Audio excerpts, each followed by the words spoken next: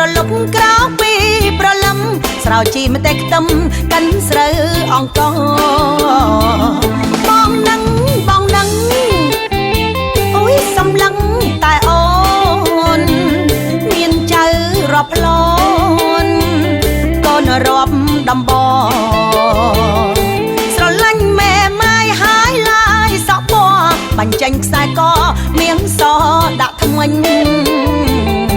មេម៉ាយចិត្តសឿងទាំងលំគ្រឿងទាំងចាញ់ចិនអង់គ្លេសបរទេសចូលទិញមួយខែ3ដង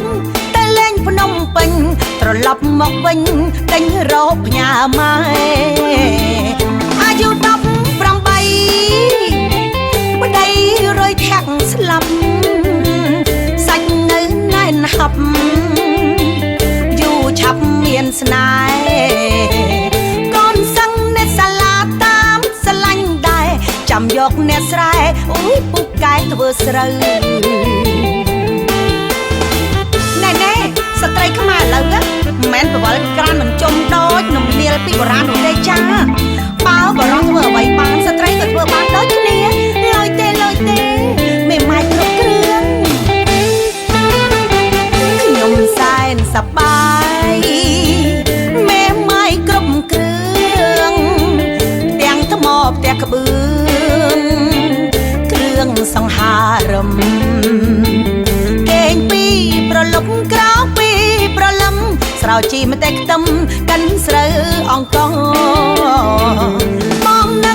បងនឹងអូយសំឡឹងតែអូនមានចៅរាប់ឡូនកូនរាប់ដំប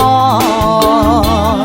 ស្រឡាញ់ម៉ែម៉ាយហើយឡាយសក់ពណ៌បាញ់ចេញខ្សែកមៀងសដាក់ថ្មិញមេម៉ាយចិត្តសឿងទាំងលំគ្រឿងទាំងចាញ់ចិនអង់គ្លេសបរទេសចូលទិញមួយខែ3ដងទៅលេងភ្នំពេញត្រឡប់មកវិញ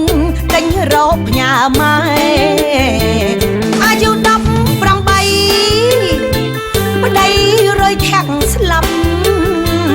សាច់នៅណែនហាប់